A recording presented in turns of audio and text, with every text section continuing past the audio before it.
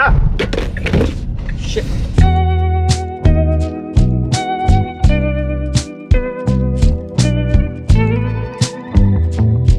Hello!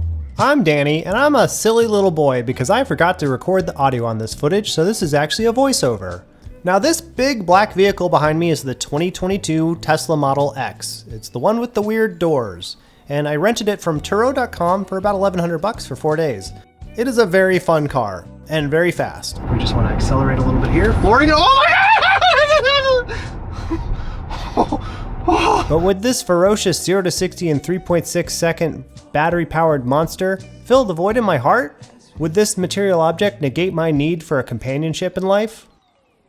My normal car is actually a 2015 Volkswagen Golf manual transmission, so it's nothing like this. So this is basically a newbie's perspective on it, and all the weird things that are on this car, and trust me, they are weird. So if I hit the brakes, everything should close. No, close all. Beep. Ooh. Here we go for no drive. Probably the weirdest thing about this car is that it does pretty much everything for you. Here I am approaching it, and it just unlocks itself. And when you walk away from it, it locks itself with the proximity to the key, which feels very weird, and you end up wanting to click the locking button a lot to make sure it's actually locked. So you'll notice in here there is a yoke. It is not a circular steering wheel. The thing about a yoke is it's designed for like aircraft. When you have something that you have to turn more than 360 degrees, you have to start refinding your grip on this thing as you turn. So I don't think it's a very practical design for a car. All right, so we're gonna see how this thing handles in a circle. All right, it doesn't have the best turning radius, I noticed. Like, here you go. Yeah, like I'm already off camera over there. Well, there we go. I am not able to make this U-turn around this car, despite even trying. Yeah, that leaves some desired for the turning radius. I don't know if that's like a limitation of like electric vehicles or not, but my Volkswagen Golf does way better. The biggest vehicle I've ever driven was a big F650 U-Haul. This isn't as bad as that, but it's not a very impressive U-turn for the size. You see, I'm gonna smash into this guy. I just cannot. It's just not a great turn radius. It could be a little bit sharper. I would definitely not want to take this to Europe. I'll say that. The one other thing I don't like about the steering wheel here is that all of these buttons don't really have any feel to them. They look cool, they look super minimalist, but the mental task of turning on the turn signal, because they're just flat buttons with no shape to them, is that you always have to look for it when you're doing it. So if you're like in the middle of a turn and you realize you need to put on your turn signal, you're really having to search with your eyes to get that. So it ends up being a very task saturating experience. And overall, as you look at the car, it's beautiful in how minimal it is. It has no tangible buttons for you to push, and so everything's like in this screen, and it's to adjust your side view mirrors, you have to like first find the button, mirrors, here you go. And then you can choose which mirror you want on here, but then you control it with this thing. It works great overall. If you go up, the mirror will go up and down, and then you have to push it to the side to make it go the other way. But the problem is when you push it to the side, you kind of have to push it down a little bit. And if you push it, notice I still have it on the left, it goes to the right mirror, and that gets really confusing. It's like fancy, but not very practical. I can't imagine getting a sunscreen in here. I would have to see which specific ones are available for this to see what actually works. It has this extremely long windshield, and it just kind of tints as it goes up. So you can see pretty cool stuff when you're driving around, but it is so dark that, you always kind of end up wanting to like lean over and see. It really, I don't know, it's kind of weird. It kind of bothers my eyeballs a little bit. I'm sure you get used to it, but in some ways I wish it was just maybe kind of a discrete cutoff point so that my eyes wouldn't keep wandering up there and then getting kind of disoriented when it gets darker and darker and darker the higher you go. Now here's how the door works. You press this little button, either inside or outside, and it opens.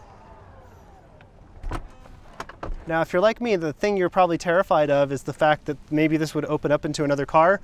But honestly, it only opens up to about where I'm standing. Again, I've got to find this stupid button. I'm just a car. Oh, you see that? It auto-detected my face and didn't slap me. So I think it just kind of pauses in place if that happens. Voila. The door actually like folds in on itself as it opens. It's super strange. And it looks like it was probably very expensive to engineer that specific component. Totally cool, but totally unnecessary. And if you like a lot of trunk space, well, I'm gonna tell you, there's not a ton in here. I'm able to fit my Simpsons backpack and a few other things. To get the seats down, you have to press this weird button that makes this really weird noise. Ooh. The problem is when you put these seats down, in order to get them back up, you have to like reach all the way in to touch the button, which is really hard to get. There's like no external button that I am aware of to make this easy. So it's very awkward. And like it's kind of a pain in the ass to go open another T door and do it. So you just kind of go in and get the button, find the button first, because here we go. Nice. All right, so we're gonna take this thing around town for a test drive.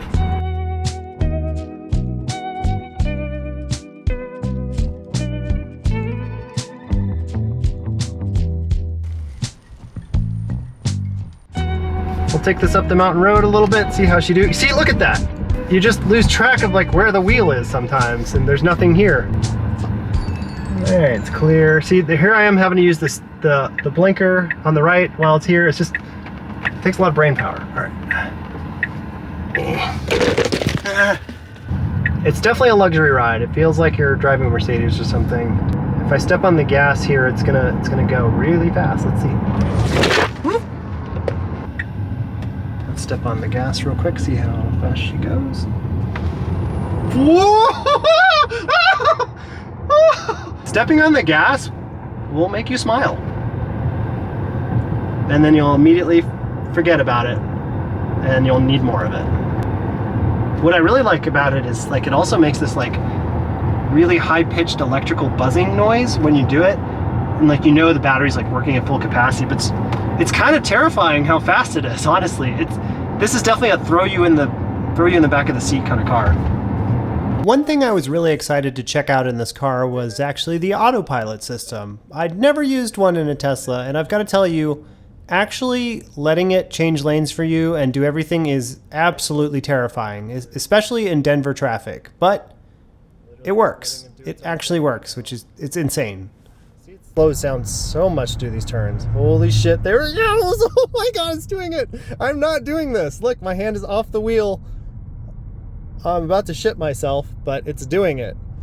I can't express to you how much I like the torquey feel of a battery. It's kind of like if you've ever ridden in a diesel.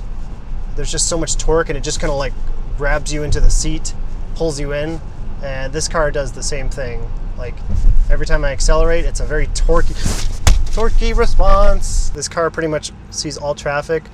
There's a truck right next to me, and it recognizes the truck right there. Turns it into its own weird thing. It also sees people and motorcycles. The air conditioning, I will say, is better than my Volkswagen Golf. The Volkswagen really struggles.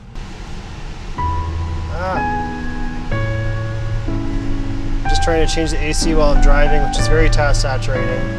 All right, we're at 53. Let's see if we can give her a little bit of gas. Oh my God! Oh.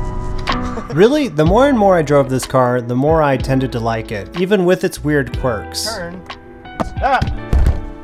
What really makes this car stand out to me is just the overall polished experience and the absolutely massive, incredible acceleration of 0 to 60 in 3.8 seconds. Just want to accelerate a little bit here. Flooring it. Oh my God!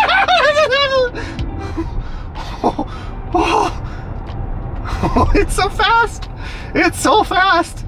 Now, is that worth $80,000 to $100,000? Probably not.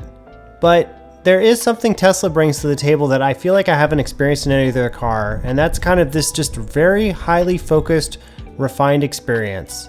Very similar to like how Apple products are. But yeah, it's just really expensive. I feel like this car is really just designed for lonely, sad, rich people though. While it's really nice, it's never going to make up for the true treasures in life, which are companionship, love, passion, and finding beauty in everyday things. So yeah, thanks for watching my car review of the Tesla Model X. I just wanted to do this for fun, just because it's YouTube and you can do whatever you want. So I'll see you guys later, and remember, cars will not fill the void in your heart. You've got to look elsewhere for that, like food.